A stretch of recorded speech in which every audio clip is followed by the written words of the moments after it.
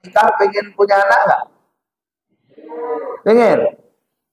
Orang kalau nikah sekarang aja kalau nggak punya anak lama-lama kan banyak usaha, ya kan Pak? Ada yang udah kau kusuk, ya kan Pak? Ada yang dada makan toge siang dan malam, ya kan? Udah siap itu kayak mana, minum ini, minum itu, minum ini. Supaya apa? Ada keturunan. Karena para nabi dulu pun ya minta keturunan juga. Contohnya, Nabi Ibrahim minta keturunan nggak Pak? Rabbi habli minas, ya Allah kasih aku keturunan yang saleh, yang baik. Nabi Zakaria minta keturunan nggak? Kan ini kan yang saya sebut ini nabi-nabi yang lama punya anak. Salah satunya Nabi Ibrahim, Nabi Zakaria. Kalau Nabi Zakaria ini apa kata dia? Qala rabbi inni wahanal 'azmu minni washta'ala ar-ra'su shayban wa lam aku bidu'aika rabbi syaqiya. Ya Allah, aku ini sudah tua, rambutku sudah putih, tulang belulangku sudah lemah, tapi aku tidak pernah kecewa kalau berdoa kepadamu ya Allah. Aku punya istri ya Allah, lanjutkan ayatnya. Aku punya istri nggak bisa punya anak ya Allah. Fahabli min ladunka waliya. Tapi aku tetap minta kepadamu kau kasih aku anak. Yarithuni wa yarithu min ali Yaqub wa ja'alhu rabbi radiya. Dia minta nanti pewarisnya atau keturunannya bukan orang sembarangan, tapi nabi yang mengikuti jejak Nabi Yakub alaihissalam. Artinya apa? Artinya semua orang yang menikah fitrahnya pengen punya anak.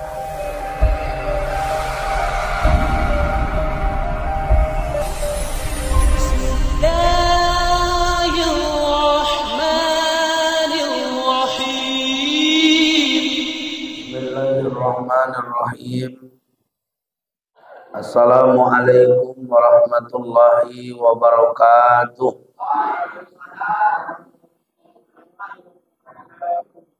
Alhamdulillah, assalatu wassalamu ala rasulillah wa ala alihi wa ashabihi wa mawala la hawla wa la quwwata illa billah.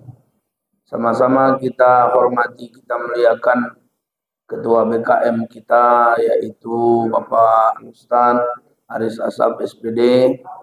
Yang saya hormati, saya muliakan seluruh pengurus BKM, bapak-bapak, ibu-ibu, adik-adik, semua yang hadir ini saya doakan. Kalau ada yang sakit, Allah sembuhkan penyakitnya. Yang punya anak, dijadikan Allah anaknya soleh dan soleha. Yang punya hutang, Allah lunaskan hutangnya. Kalau ada tukang kredit, mau nagih lupa alamat rumahnya. Kalau mati, insya Allah masuk surga. Apa kabar semuanya, sehat?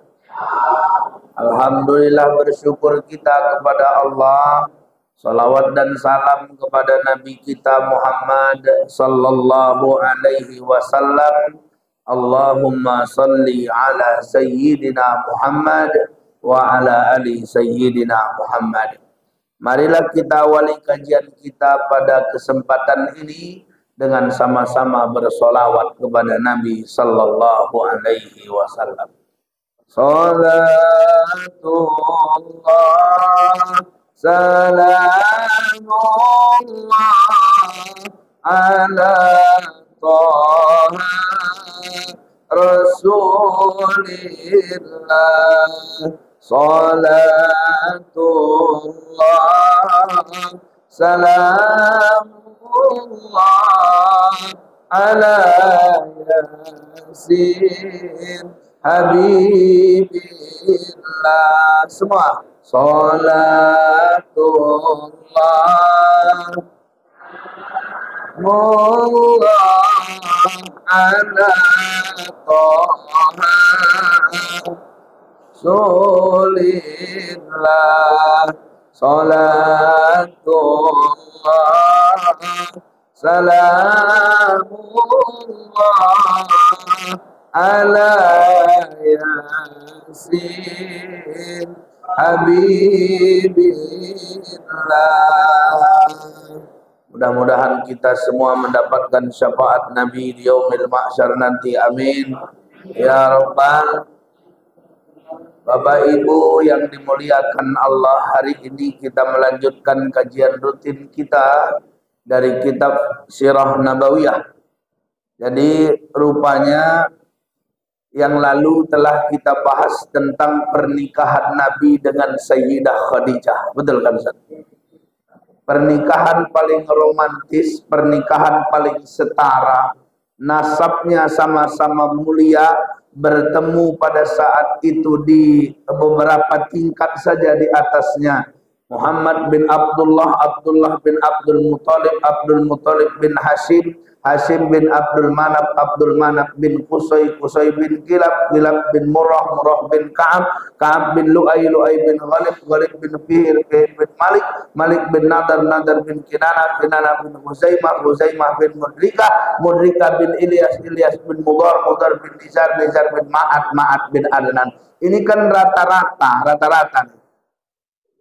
Orang Quraisy yang dengan sukunya di Mekah itu rata-rata itu jumpa tidak jauh kali sampai Adnan. Ada yang jumpa nanti di Ka'ab. Ada nasabnya nanti jumpa di Murrah. Kalau Sayyidah Khadijah nasabnya dengan Nabi jumpa di mana? Di Qusay. Sayyidah Khadijah binti Khuwailid bin Asad bin Abdul Uzza bin Qusay.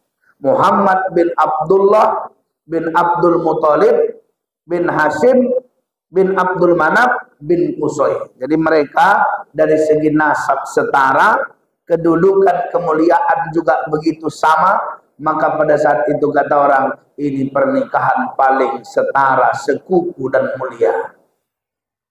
Maka memang kalau nikah nih setara enak deh. Aku kan orang susah dulu. Nikah kalau sama orang kaya raya mati enggak? Payah juga ya kan Pak. Apa yang mau kuimbangkan sama dia? Misalnya ada orang kaya, nasabnya bagus segala macam. Aku dari kampung sana, nikah aku sama dia. Ku bawalah keretaku yang dulu. Keretaku dulu kan Astuti juga itu. Asal ada petir mati. Pantang ada petir, terkejut mesinnya mati deh. Ku bawa di rumahnya tadi, mobil pun ada 10. Minder gak aku Pak? Nah, tapi Nabi dia pedagang. Kalau dari segi nasab udah aman nih. Nabi pedagang, Khadijah pedagang enggak? Pedagang. Cuman memang harus diakui, Sayyidah Khadijah pedagang yang sudah melalang buana ke berbagai negara. Nabi pedagang di kota Mekah.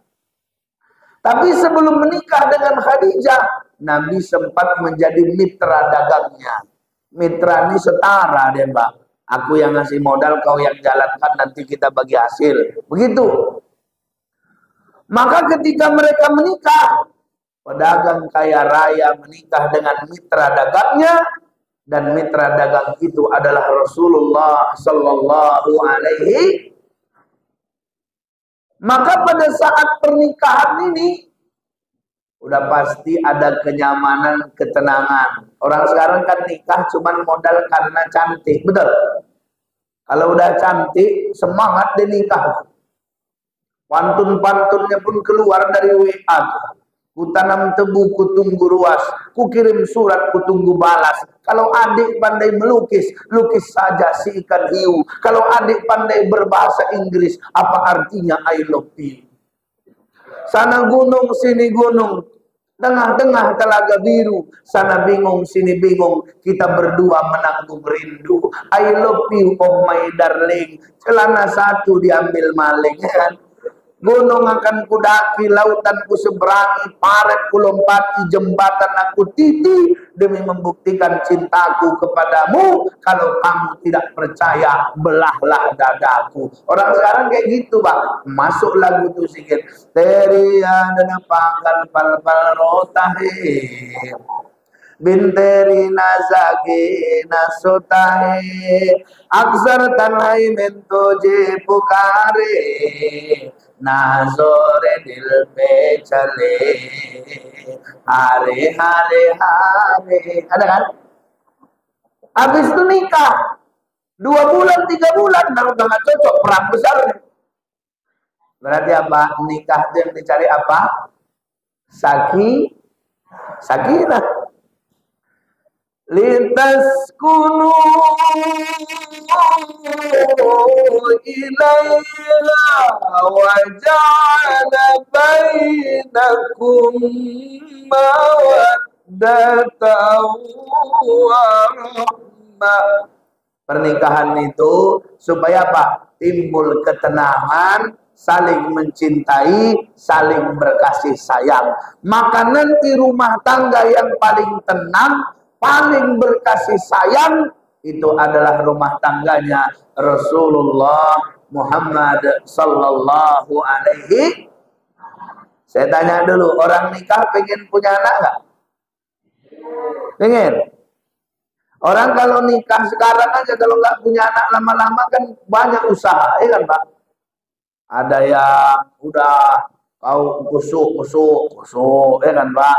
Ada yang dada makan toge siang dan malam, ya kan? Udah siap itu kayak mana, minum ini, minum itu, minum ini. Supaya apa? Ada keturunan. Karena para nabi dulu pun ya minta keturunan juga. Contohnya Nabi Ibrahim minta keturunan enggak, Pak? Rabbi habli minas, ya Allah kasih aku keturunan yang saleh, yang baik. Nabi Zakaria minta keturunan enggak? Kan ini kan yang saya sebut ini nabi-nabi yang lama punya anak. Salah satunya Nabi Ibrahim, Nabi Zakaria. Kalau Nabi Zakaria ini apa kata dia? Qala rabbi inni wahanal 'azmu minni washta'ala ar-ra'su shayba wa lam akun bidu'aika rabbi syaqiya.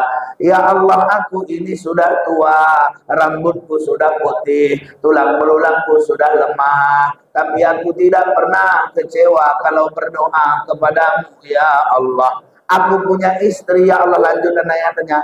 Aku punya istri nggak bisa punya anak ya Allah. Fahabli min ladunka waliya. Tapi aku tetap minta kepadamu kau kasih aku anak. Yarithuni wa yarithu min ali Yaqub wa ja'alhu rabbi radiya. Dia minta nanti pewarisnya atau keturunannya bukan orang sembarangan, tapi nabi yang mengikuti jejak Nabi Yakub alaihissalam. Artinya apa? Artinya semua orang yang menikah fitrahnya pengen punya anak. Pertanyaannya, Nabi dengan Sayyidah Khadijah punya anak enggak? Punya. Banyak apa sedikit? Banyak. Anak-anak Nabi ada 7 orang. Terus 3 laki-laki. Pertama Qasim, Ibrahim, Zainab, Ummu, Fatimah, ya. Jadi dari 7 anak Nabi ini yang bukan dari Sayyidah Khadijah cuma 1. Siapa? Ibrahim. Selebihnya itu adalah anak Nabi bersama Sayyidah Khadijah. Enak kali lah rumah tangga ini, Pak. Suaminya ganteng, istrinya cantik, duit pun gak kekurangan, pintar sama-sama pintar, terima sama-sama terima, romantis sama-sama romantis, punya anak pula. Lengkap apa enggak nih, Pak? Istri kaya, suami pun lumayan, ya kan, Pak? Paten lah. Maka waktu itu berbahagialah rumah tangga ini. Tapi memang anak Nabi yang laki-laki meninggal dunia semua di kala kecil. Ada anak Nabi Qasim, ada? Maka Nabi dipanggil Abul Qasim. Sebelum dia jadi Nabi dipanggil Abul Qasim. Kenapa? Karena anak pertamanya Qasim. Di sini juga gitu, Pak. Nama bapaknya Wahyu, nama anaknya Wahyu, anak pertama dipanggil Pak Wahyu. Ada? Qasim meninggal di kala kecil. Siapa lagi anak Nabi? Abdullah meninggal di kala kecil. Siapa lagi anak Nabi? Ibrahim meninggal di kala kecil. Maka anak Nabi yang hidup, ya, yang hidup lama itu adalah anak-anak Nabi yang perempuan. Di antara anak-anak Nabi ini banyak sekali kisah yang bisa kita petik. Maka kita ini dari Sirah Nabawiyah ini berangkat dari rumah tangga Nabi. Kalau kemarin kita cerita panjang tentang Khadijah, hari ini kita mungkin cerita tentang putri-putri Khadijah bersama Rasulullah Sallallahu Alaihi. Ada anak Nabi namanya Zainab. Ada? Ada? Oh, Zainab ini kisah cinta paling romantis. Itu nantilah kita bahas. Kalau orang sekarang nggak ada apa-apanya, orang sekarang sikit-sikit nggak ada apa-apanya tuh. Kalau Zainab, kisah cinta paling romantis lah. Kayak mana Zainab masuk Islam, suaminya belum Islam, ya kan? Kan suami Zainab ini Abul As. Kayak mana nanti Abul As diperang di satu peperangan, dia di rombongan orang musyrik padahal dia istri pada suaminya Zainab, sementara Rasulullah di rombongan ini. Ini ngeri, Pak. Ini nantilah kan lain waktu kita bahas. Ada anak Nabi Ruqayyah, ada? Ruqayyah ini menikah dengan anaknya Abu Lahab, Utbah bin Abu Lahab. Jadi Abu Lahab ini menikahkan anaknya dengan anak Nabi. Tapi setelah nanti Nabi diangkat jadi Rasul, belum sempat mereka tinggal serumah. Kemudian pada saat itu Abu Lahab meminta supaya anaknya menceraikan anak Nabi, karena Nabi telah mengajarkan ajaran yang tidak sesuai dengan mereka. Maka saat itu Ruqayyah dan Ummu Kulsum anak Nabi itu adalah bercerai dengan suaminya hanya karena persoalan dakwah Rasulullah Sallallahu Alaihi. Dan nanti ada nggak anak Nabi yang bercerai? Ada, diceraikan oleh suaminya karena suaminya musyrik dan bapaknya benci kali sama Nabi. Siapa nama bapaknya? Dipanggil Abu Lahab. Tapi Ruqayyah beruntung. Gitu bercerai dia dengan anaknya Abu Lahab, menikah pula dengan Utsman bin Affan. Kali, Pak. Ini Utsman ini ganteng apa jelek? Ganteng kali. Rapi apa enggak? Nabi aja kalau udah Utsman yang datang, Pak Utsman. Nabi kalau datang ke rumahnya Abu Bakar, Nabi biasa aja. Masuk Abu Bakar. Nabi kalau datang ke rumahnya Umar, Nabi biasa aja, masuk Umar. Tapi kalau menantunya yang datang Utsman, Nabi rapikan pakaiannya. Gitu dirapikan Nabi pakaiannya, agak-agak diberi Nabi wangi-wangian. Ditanya sama Sayyidah Aisyah istri Nabi, kan itu yang tadi datang itu mertuamu, ya suamiku. Kenapa kau nggak segininya? Utsman itu kan menantumu. Kenapa kau segini kali? Kata Nabi, karena Utsman itu selalu berpenampilan baik, maka aku pun memberikan contoh yang baik. Artinya apa? Artinya Utsman ini adalah pemuda terhormat yang sangat dihargai Nabi Shallallahu Alaihi. Ada memang begitu, Pak. Dengan pernikahan yang lama nggak baik-baik kali, tapi dengan pernikahan penggantinya rezekinya banyak. Ada. Kalau dulu yang pertama Lita, wah itu Lita. Mau ngapain pun nggak berhasil. Paling pun selalu aja lagunya pun galau. Kejam-kejam kata-katamu, lebih kejam perbuatanmu. Gitu-gitulah lagunya. Ya kan, Bu? Bu. Ya kan? Tapi dengan yang baru, dapat nikmat dari Allah. Bisa? Lagunya pun berubah. Kau wanita soleha, senyummu luar biasa, auratmu pun kau jaga, kau dekat dengan Allah Ta'ala. Ini lagu belum ada di YouTube karena memang aku yang ngarang. Jadi gitu. Artinya apa? Allah terkadang menguji seseorang itu, tapi sebenarnya Allah sedang mencarikan kebahagiaan yang lebih dari itu. Berpisah dengan anaknya Abu Lahab, nggak apa-apa, memang perangai orang itu nggak baik. Bertemu dengan suami mencintainya, Utsman bin Affan. Nanti meninggal Ruqayyah, Nabi nikahkan Utsman dengan anaknya yang satu lagi, Ummu Kulsum. Apa kata Nabi? Sekiranya aku punya anak 3 lagi perempuan yang belum nikah, aku nikahkan sama Utsman nih kalau meninggal yang satunya. Artinya apa?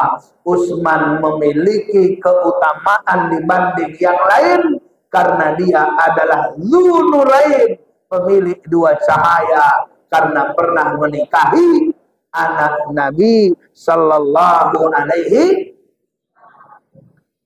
Bapak Ibu yang dimuliakan Allah Subhanahu Wa Ta'ala. Kemudian siapa lagi anak Nabi yang lain? Adalah Fatimah. Siapa? Siapa? Ustaz mau tanya lu, Fatimah itu cantik nggak?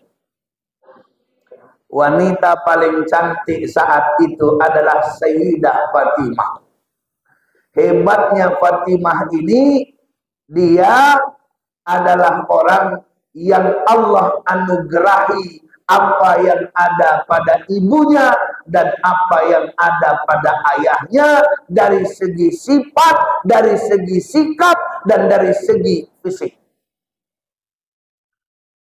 Kita nih kalau punya ayah sama mama, ayah kita hitam, mama kita putih, itu mau awak dapat yang hitam. Aku kayak gitu, Pak. Betul. Ayahku kan hitam kulitnya. Mamaku putih. Kami 5 laki-laki. Ini macam rebutan nih. Abangku yang pertama hitam mutlak, mirip bapakku. Abangku yang kedua putih, mirip mamaku. Abangku yang ketiga gak hitam gak putih, tak mirip siapa? Berarti tarik-tarikan. Abangku yang keempat kadang hitam kadang putih, tergantung lampu. Aku yang terakhir udah banyak usaha bapakku. Kata bapakku, surah Yusuf itu tiap malam dibacakan bapakku. Pak, betul. Il qala Yusufu li abihi ya abati inni ra'aitu ahada asyara kawkaba inni ra'aitu ahada asyara kawkaba wasyamsa wal qamara ra'aituhum li sajidin. Harapannya biar aku ganteng kayak Nabi Yusuf. Enggak juga, mirip bapakku juga. Iya kan? Kita nih kadang gitu, ngambilnya yang kurang-kurangnya. Tapi Sayyidah Fatimah itu mengambilnya yang lebih-lebihnya. Makanya anak Nabi, putri Nabi tercinta Sayyidah Fatimah itu punya sifat yang tiada duanya. Selamat datang Ustaz Salman, Ketua FKSMM kita. Alhamdulillah. Padahal tadi biasanya kita di sini ceramah kan 25 menit 30 udah selesai nih kan. Ini ku tengok udah mau 30 dia nih kan. Tapi gara-gara Ustaz datang ku tambah 20 menit lagi. Itu pun kalau aku sanggup. Jadi Bapak Ibu yang dimuliakan Allah, kalau kita tadi cerita anak-anak Nabi ini tadi, dari Zainab kayak mana, dari Ruqayyah kayak mana, dari Ummu Kulsum seperti apa, maka Fatimah ini memiliki keistimewaan luar biasa. Kenapa? Karena kata Nabi, banyak sekali kamula minar rijali katsirun. Laki-laki yang sempurna itu banyak sekali, tapi perempuan tak ada yang sempurna kecuali 4 orang saja. Yang pertama adalah Maryam binti Imran. Yang kedua, yang wanita sempurna itu adalah Asiyah istrinya Fir'aun. Yang ketiga Sayyidah Khadijah. Yang keempat adalah Sayyidah Fatimah. Jadi wanita paling sempurna salah satunya adalah Fatimah. Jadi kata para ulama, Sayyidah Fatimah ini mirip sekali dengan ayahnya. Maka ibunda kita Aisyah itu gitu wafat Nabi. Jadi waktu Nabi nanti wafatnya faqad dakhala fajr yaumil itsnaini tsani'a asyara rabiul awwal min al-'amil adi asyara lil hijrati. Ini dalam kitab sirah. Jadi Nabi wafat dengan lahirnya sama. Nabi itu wafatnya hari Senin juga. 12 Rabiul Awal juga. Tahun ke-11 setelah hijrahnya Nabi ke Madinah. Saat itu Sayyidah Aisyah sedihnya luar biasa. Kehilangan suami yang sangat mulia ini. Tapi ketika nanti sesudah beberapa lama Fatimah datang lewat dari depannya, maka dia langsung bangkit, Pak. Kenapa? Karena dia mengingat betul gaya berjalannya, senyumnya sama dengan Rasulullah Muhammad sallallahu alaihi. Sekarang kita bahas sedikit sifat Fatimah. Sayyidah Fatimah ini itu seperti orang yang melengkapi kehidupan Rasulullah. Saya tanya sama bapak-bapak nih lah, Pak, bapak kalau punya anak perempuan bapak sayang kali sama bapak. Kalau bapak sakit dia yang langsung mengantar obat. Kalau bapak perlu dia yang langsung hadir. Kira-kira senang nggak kita jadi bapak? Senang. Waktu perang Uhud berdarah wajah Nabi, siapa yang mengobatinya? Fatimah. Siapa yang menuangkan air ke pipinya? Fatimah. Ketika Nabi mau mati, siapa yang sudah menyiapkan walaupun sudah disiapkan istrinya? Fatimah. Nabi waktu kecil tak merasakan kasih sayang ibundanya terlalu lama. Kasih sayang ayah dia tak dapat dari ayah kandungnya. Wa qad wulida yatiman, karena Nabi itu lahir dalam keadaan yatim. Faqad mata abuhu Abdullah wa ummuhu amilun bihi li syahraini. Saat itu ayahnya sudah meninggal dunia. Nabi 2 bulan dalam kandungan ibunya. Tapi ketika masih kecil dia pun dijauhkan dari mamanya. Dibawa ke satu kampung yang sangat jauh dari Mekah. Nama kampungnya Kampung Bani Sa'ad bin Bakar. Diasuh oleh seorang ibu yang mulia. Tapi bukan ibu kandungnya. Yuqalu laha Halimatun binti Abi Du'aib as-Sa'diyah. Orang-orang memanggilnya Halimatus Sa'diyah. Itu dia balik ke tempat mamanya. Setahun kemudian mamanya pun meninggal dunia. Maka Fatimah seperti ibu bagi Nabi dari segi sikapnya. Apa yang mau diperlukan dikasihnya. Apa yang ini dikasihnya. Kira-kira Nabi butuh apa, dia bertanya, dia akan berikan. Fatimah itu luar biasa. Kemudian Sayyidah Fatimah ini orangnya, mamanya kan orang kaya, Pak. Ya, Pak. Sayyidah Khadijah dijuluki Ratu Quraisy saking kayanya. Digelari At-Tahirah saking menjaga kesuciannya. Tastajirur rijala fi maliha, membuat para lelaki jadi mitra dagangnya. Kaya raya. Kemudian ayahnya juga pedagang yang nanti akan jadi nabi, jadi presiden, ketua DPR, ketua MPR, ketua Mahkamah Agung. Nah itulah ayahnya. Ya kan, Pak? Kira-kira kalau ada orang sekarang mamanya orang kaya raya paling kaya, kemudian bapaknya presiden, anaknya gayanya tinggi nggak? Mobilnya cantik nggak? Cantik lah. Pengawalnya ada? Ada.